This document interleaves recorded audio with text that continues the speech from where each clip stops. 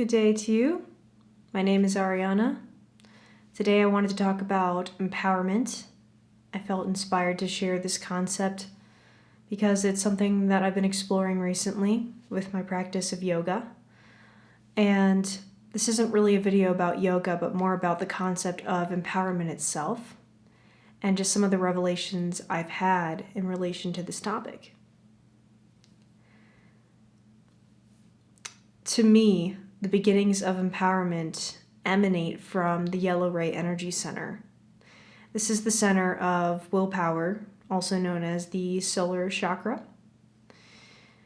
And empowerment is the sense that one gets of the inner will, desire to live, and the will to exert energy.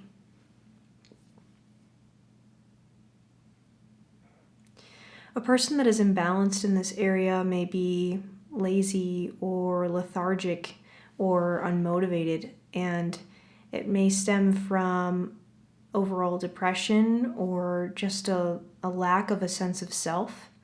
And on the other hand, on the other extreme, a person may be overly identified with the ego or very prideful, and they may be compensating for weakness in another area of their life, whether that's conscious or subconsciously. That may be the case.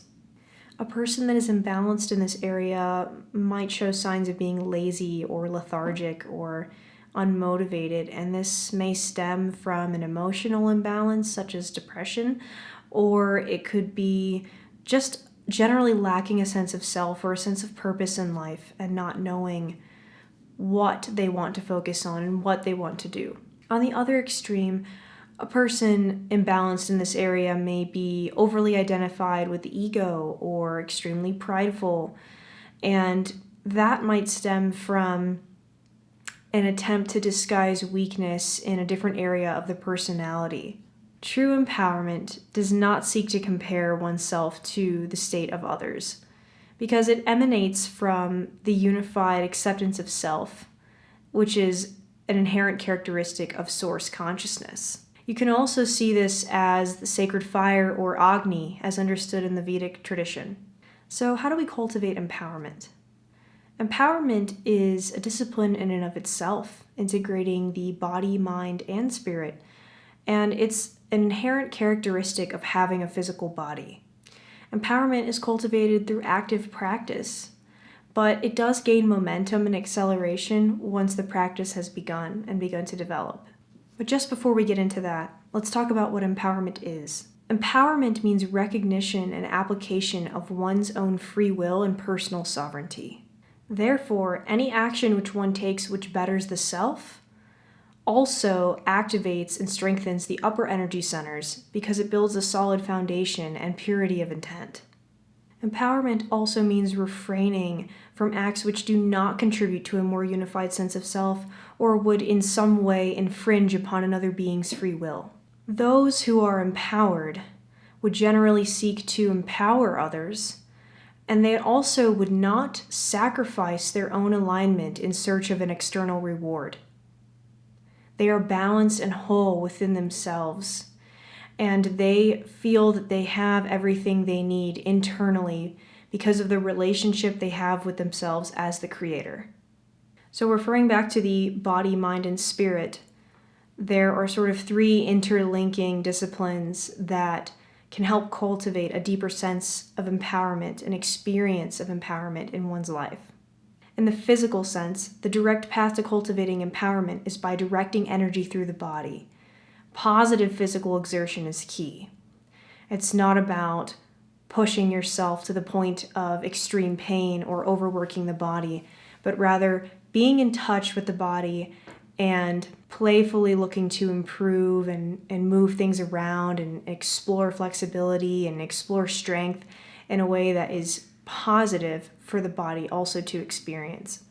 It can be tempting to rush to achieve at a certain desired level of achievement, but it's also important to know that the physical body is somewhat bound by the laws of time. And so we have to offer it the space to integrate new practices as we're looking to achieve inner transformation. There are so many modalities available to us. There are modalities for improving flexibility, strength, endurance, pure expression, if you like dance. But any one of these, or perhaps a specific combination of these, will resonate with you. And it's important to find something that generates the greatest sense of overall wellness, as well as enjoyment. The sensation of empowerment from a physical practice stems from the discipline of regularity, from the heat or the fire of exertion, the expansion of capability within one's own physical capabilities, and also in the afterglow of gratitude for oneself for dedicating to the practice. In the mental sense, a strengthening of the will comes from cultivating conscious focus on both internal thoughts and external influences that we choose to expose ourselves to, particularly for the times we live in. External influences have a way of entering our sphere of consciousness, whether or not we've intentionally sought them out.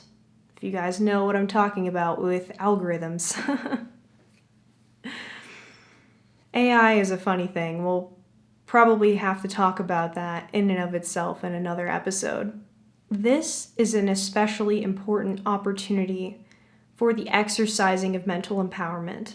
This is especially an important opportunity for exercising mental empowerment by not choosing to engage in thought with those messages that do not resonate with love and infinite abundance, but rather emanate from a place of fear and lack. At times, these messages can be unavoidable, but discernment is paramount in maintaining a solid foundation of beliefs rooted in truth. The empowered individual is capable of seeing for themselves what is true and discarding what is not. In the same way, the empowered individual has developed the discipline of the mind to remain focused on the personal journey. In the spiritual sense, empowerment is the result of one's acknowledgement of the self as the creator in physical form. The relationship of oneself as source provides a deepened connection to the higher self and even beyond, to the vast void of the container of awareness itself. The spiritually empowered individual identifies less as a human personality with desires, but more as the subject and the mirror of perception at the same time. There is less of an intense need to manifest external things, and more of a shift in focus to understanding and seeing the self, knowing that the mirror of reality will shift itself as a result. A spiritually empowered person creates time and space in their life for going inward to the place of being and knows that the true wealth is in knowing oneself. I hope this information was helpful to you. It has been my experience thus far, and these are some of the thoughts that I've had while just engaging in regular yoga practice, and also that has transferred into my will to even create videos and content, and it's made me more aware of what I choose to engage with overall and the thought patterns that I engage myself in. See if you can apply this to yourself, and hopefully, if you don't already have some kind of physical practice, pick something that's fun to you. I like to go hiking. Dance can be fun as well. Maybe the gym is your thing.